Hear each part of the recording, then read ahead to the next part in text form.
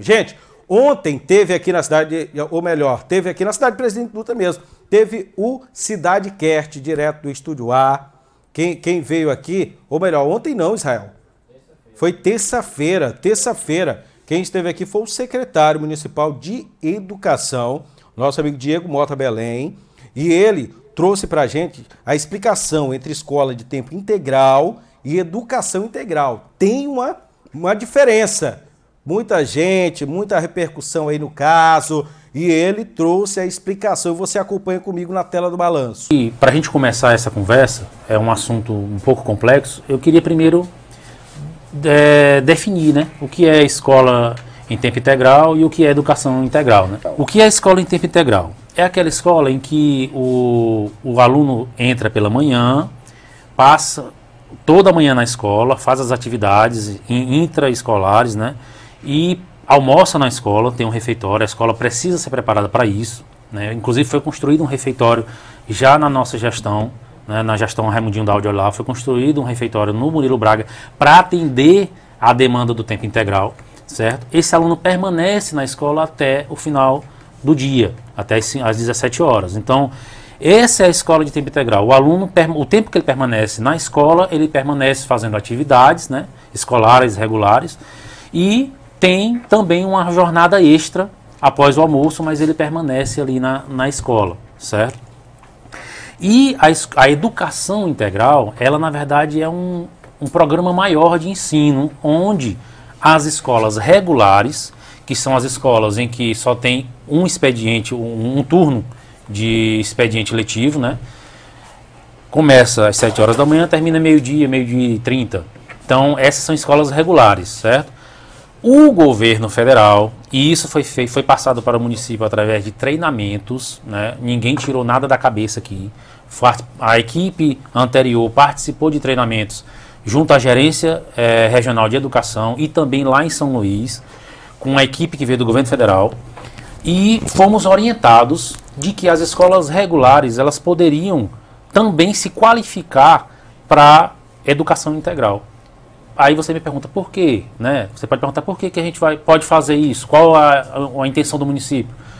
Há um incremento de 30% no valor anual por aluno, aquele aluno que está em tempo integral, em educação de tempo integral.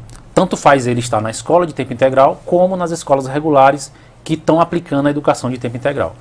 E aí, a educação de tempo integral, qual o conceito dela? São as escolas regulares, em que os alunos, no horário do almoço, retornam às suas casas, né, e depois retornam para a escola para complementar a carga horária. Ele passa mais 2 horas e 30 em sala de aula, fazendo atividades diversas, que podem ser artes, música, esporte. Aí há uma infinidade de áreas que podem ser... Isso não implica dizer que nessa segunda etapa que ele volta, tem que voltar para a sala de aulas, né? Sim, ele pode estar fazendo atividades na área externa, até no ambientes públicos,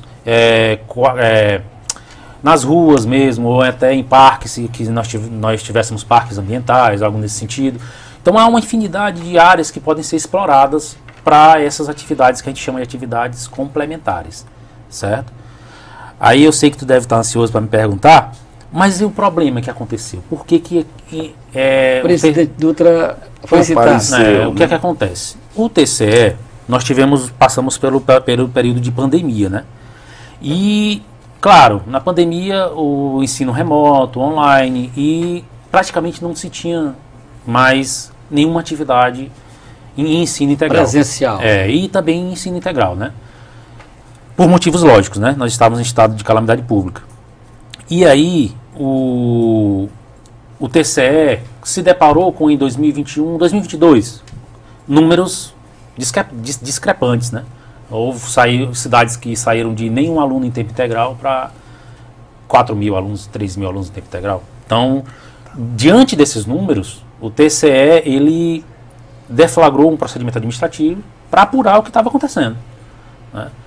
Porque realmente pode ser que tenha casos em alguns municípios que houve alimentação errada do censo escolar, né? Informando alunos a mais. Pode ser, não estou aqui dizendo que não tem. Mas o que aconteceu em Presidente Dutra? Em Presidente Dutra, nós temos uma escola de tempo integral, que é o Dr. Murilo Braga, mas nós temos toda a rede de ensino que resultam em 20, se eu não me engano, são 23 escolas que estão com as atividades complementares, né?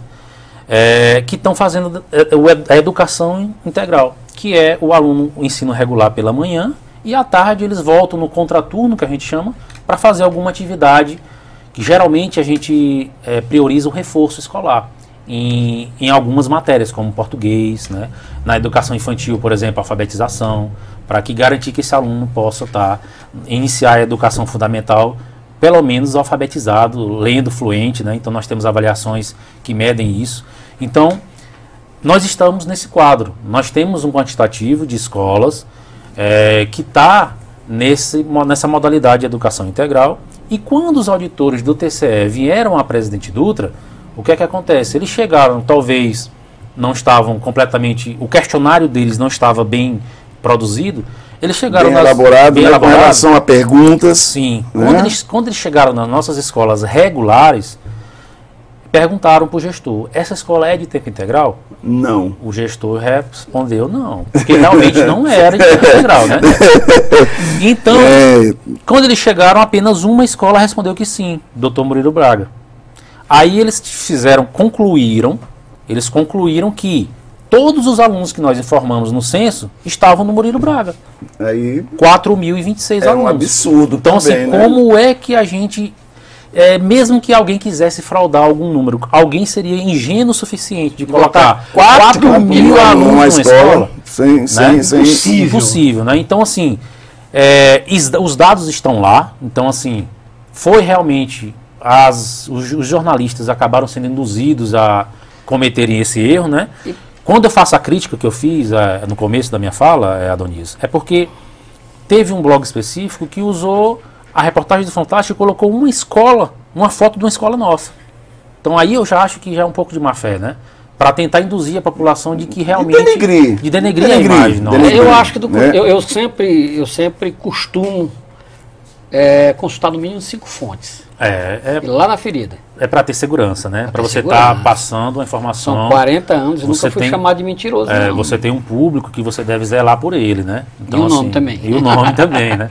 Então, assim, realmente, infelizmente, não são todos que tomam essas precauções. E não foram buscar, né? Porque quando se fala desse número 4 mil, tem alguma coisa errada. Tem alguma coisa errada. Então, aí assim, seria manhã, tarde, noite, manhã, tarde, noite, quantas vezes? Outra informação importante, Paulo e Adonisio, é que isso é um processo administrativo. Tem lá o número do procedimento lá junto ao TCE. Depois eu posso estar passando para vocês informarem, né?